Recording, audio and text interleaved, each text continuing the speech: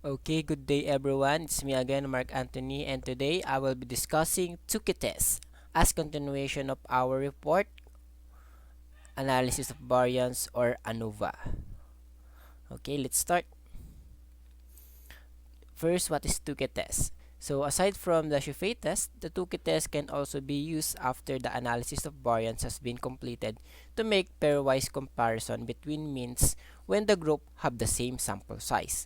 So, the symbol for the test value in Tukey test is Q, and the formula is Q is equal to the mean of first pair minus the mean of the second pair over square root of within group variance over n. Okay, so if you remember in the Shufay test, the formula used have the separate variable for the sample size of group 1 and sample size of group 2. While here, the formula for the Tukey test only have one variable for the sample size. So they need to be equal so that this n can be any number. Okay.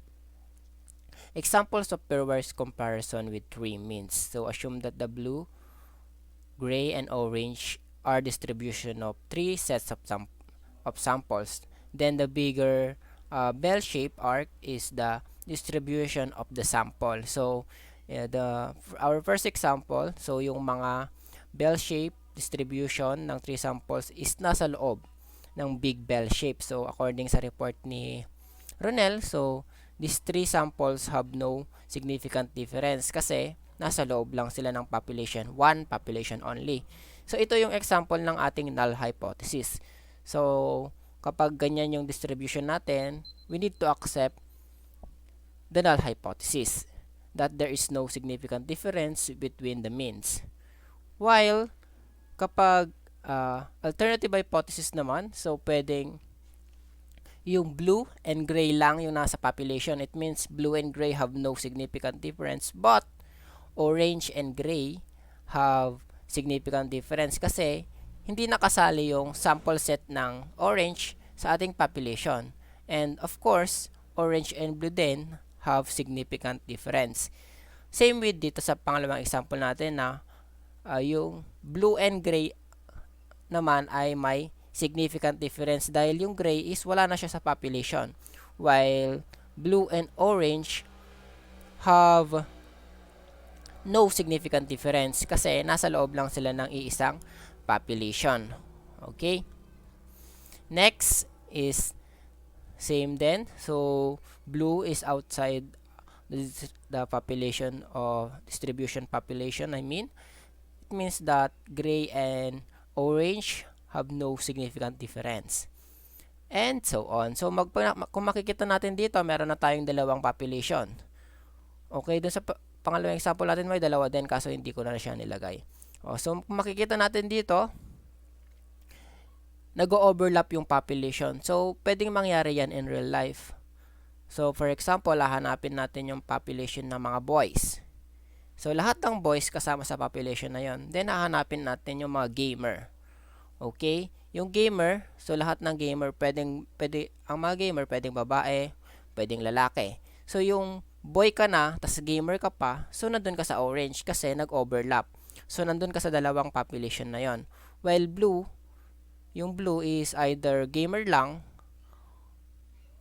tas babae siya, or yung gray, for example, lalaki lang siya pero hindi siya gamer. So ganon, 'di ba? Yung overlapping population. So it means na gray and orange have no significant difference kasi nasa isang population lang sila. While blue and orange then have no significant difference. While yung gray at saka blue have significant difference kasi magkaiba na yung population nila. So parang girl na yan tapos player or boy na hindi nagple-play. So wala silang similarity. Okay? Same with dito. So, nagkapalit-palit lang yung kulay. So, nagpapalit lang yung groups. Okay? So, last type naman is yung lahat sila o lahat ng sample set natin is magkakaiba ng population. So, orange and blue have significant difference. Orange and gray have significant difference. And blue and gray also have significant difference. So, pwede rin niya mangyari sa ating Tukey test na wala pala silang pagkakaparehas. Lahat sila magkakaiba ng population. Okay, so naintindihan naman. Okay, next na tayo sa calculating the test. So, note that you only need to run this test, or you must run this test only if you have rejected the null hypothesis in an ANOVA test, indicating that the means are not the same. Otherwise, the means are equal, and so there is no point in running this test. So, hahanapin mo nga kung ano yung mga type ng pairwise comparison na mangyayari. So, kung equal na sila, so, nasa loob na sila ng isang population, so, there's no point. Okay, so step 1, find the critical value. So, use the table N in Appendix C. The row on top K is the number of means, while the left column V is N minus K, where N is the total number of samples. So, it is big letter N. So, ito yung sum ng mga samples natin. For example, sample 1 have 5 samples, or mean 1 have 5 samples. Tapos mean 2 and mean 3 meron din silang tigpa 5. N natin nun, or big letter N, is 15. While small letter n is 5. Okay? Step 2, test each pair of means. So, use the formula. Gagamitin natin yung formula ng ating Tukey test para makuha yung mga value and make a decision. So, if the critical value is less than the absolute value of Q, or the Tukey test, then there is a significant difference in means. And step 4, summarize the result. Okay, let's apply what we have learned. A researcher wishes to see whether there is any difference in weight gains of athletes following one of 3 special diets. Athletes are randomly assigned to 3 groups and placed on the diet for 6 weeks. The weight gains in pounds are shown here. At a 0.05, can the researcher conclude that there is a significant difference in diet? So first, meron tayong condition. Dapat equal yung sample size, and dapat i-reject natin muna yung null hypothesis. So umpisa pa lang, kung makikita natin, yung sample size ng diet A is 4, while the sample size of diet B is 6, and sample size of diet C is 4. So hindi equal yung sample size natin, X. Ayan, so hindi natin pwedeng i-apply yung Tukey test. So mag-Shifei test na lang tayo, or either baka hindi pa do not reject pa yung null hypothesis niyan, so hindi rin tayo pwedeng gumamit ng mga after ANOVA test. So it depends, pero sa Tukey test natin hindi pwede itong data na to.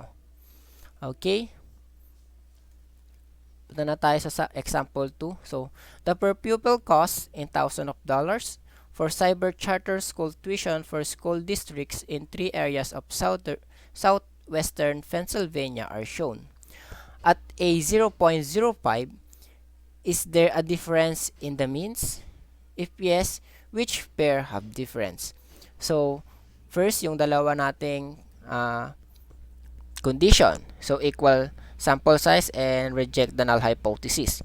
So, kung makikita natin, yung data natin is equal na siya. So, area 1 have 1, 2, 3, 4, 5, 6 samples. Area 2 have 6 samples. And area 3 also have 6 samples. So, meron siyang equal sample size. Now, titignan naman natin kung marireject ba yung null hypothesis natin. So, mag-open tayo ng Excel para mas mabilisan tayo. So, ito yung data. I-copy-paste lang natin. Ayan. So, para mas mabilis tayo, gagamit tayo ng Excel. So, the data analysis, kung wala pa po kayong data analysis, ilagay nyo lang sa, tignan nyo lang yung option nyo, and sa add-ins, meron yan. And install data analysis tool pack. Okay.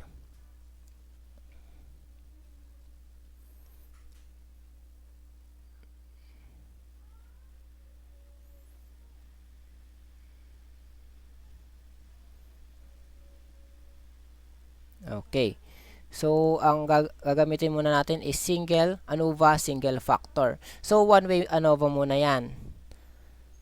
So, saka na yung two-way ANOVA or two-factor ANOVA. So, first, input. Ilalagay muna natin yung mga data natin. So, yung data natin is from dito, diagonally, drag natin hanggang sa dulo. Okay?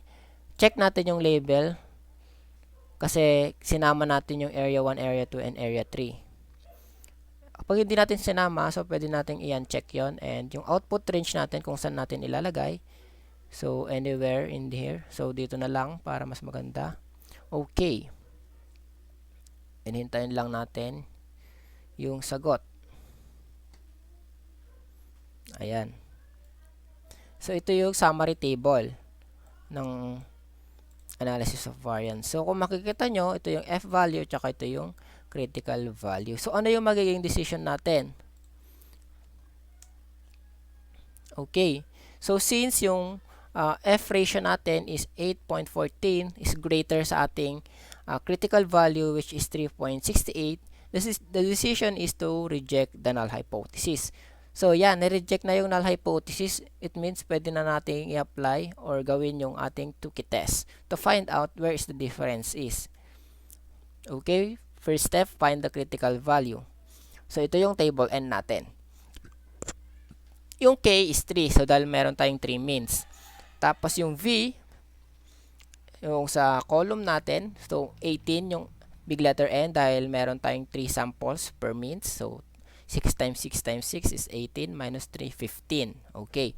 So, kung saan nag-intersect yung 6 at saka 15 which is 3.29. So, ang ating critical value is 3.29. Step 2, test each pair of means. So, using the formula of Tukey test, so hanapin natin yung test value. So, first, hanapin natin yung average ng or mean ng sample size o sample 1 and mean ng sample 2. So, the mean of x of 1 is 7, the mean of x sub 2 is 8.3, and the within group variance is 1.557444, and the sample size is 6. So, saan nakita yung mga value na yan? So, kung babalikan natin sa summary table, yung average is nandito lang siya nakalagay. Ayan. So, area 1 have 7, area 2 have 667, I mean, and area 3 have 5.23333. And yung ating within group variance naman is nandito sa baba. So, within groups. Ayan. Tapos, yung variance niya is yung MS na sa baba ng MS or mean square ng within group. So, ito siya. 1557444. Okay. So, andun na. Isa-substitute na lang natin yung mga value natin. So, sa first pairwise comparison, so area 1 versus area 2. So, 7 minus 8.1167 all over the square root of within group variance over 6 is equal to negative 2.1918. And sa second pairwise comparison, area 1 and area 3. And the third is area 2 and area 3. So, magsasubstitute ka lang dyan. Very easy. So, hindi nagbabago yung ating within group variance tsaka sample size. So, nagbabago lang yung mean ng pairwise comparison or yung pair na hinahanap natin. Okay. So, now, let's make a decision. So, ang ating critical value is 3.29. So, kapag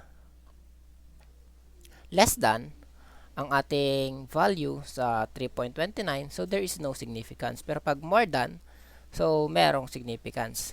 So, dito sa area 1 versus area 2, 3.29 is greater than 2.1918. So, there is no significant difference. So, sa second pairwise comparison, area 1 and area 3, so 3.29 is less than 3.4675. So, there is a significant difference. And sa pangatlong pair natin, so area 2 and area 3, so 3.29 is less than ulit sa ating 5.6593. So, there is a significant difference. So, to summarize the result, so there is no significant difference in mean of area 1 and area 2, and there is a significant difference in means of area 1 and area 3 and area 2 and area 3. Okay, so kung illustrate po natin yung area 1 and 2, so pupunta siya dito. Ayan. So mapapansin natin yung blue, which is yung area 1, and yung green is nasa isang population. So yun yun. So no significant difference. Tapos yung area 3, which is yung orange, is nasa labas siya ng distribution. So there is difference sa dalawang area, which is 1 and 2. And kung ititignan natin sa box plot, ayan. So how to create box plot is i-ano natin yung data set natin, tapos highlight natin, tapos insert, tapos punta natin dun sa graphs, and andyan yung box plot. So pag pinindot natin yan, lalabas lang yung box plot.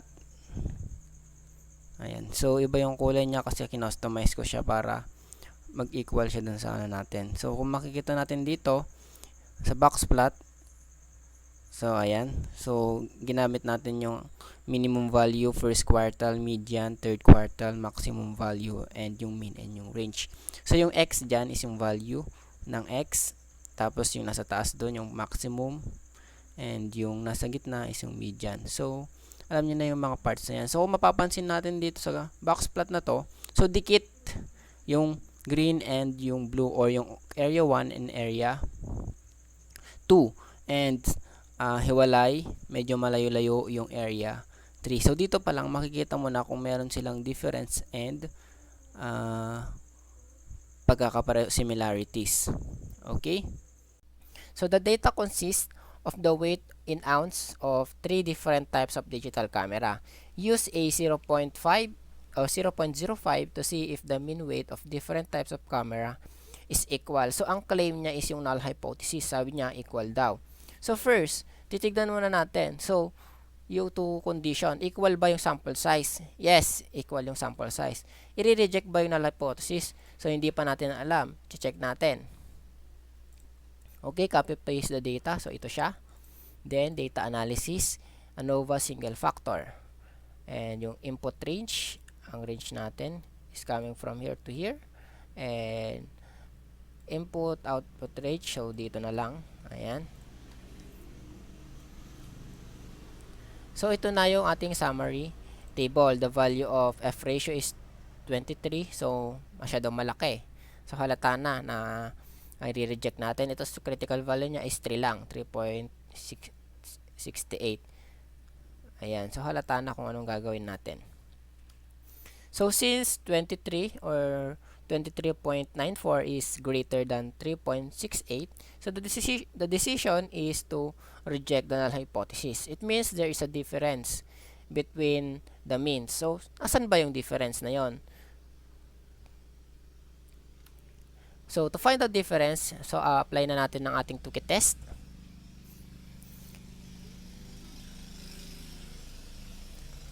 Okay, medyo maingay. Okay. Step 1 is find the critical value. So familiar yung ating given. So K is 3 and V is 15. So 6 din kasi yung sample size ng ating pangatlong example. Kaya yung sum niya or the summation of sample sizes is 18. I mean, minus 3 which is K, so 15. So hindi ko po inano yan. Coincidence lang po na 16 talaga. So same sa ating previous example, 3.29 ang ating critical value. Okay? Ayan. So, step 2, test each pair. Ayan. So, ito yung mga given. Yung mean ng sample 1 is 7.33. Tapos, mean ng sample 2 is 15.167. Mean ng sample 3 is 24.5 and within group variance is 18.21.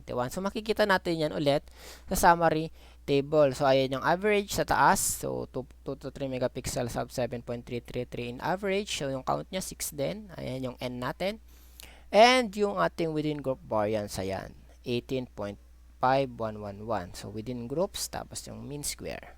Yan po yung within group variance natin.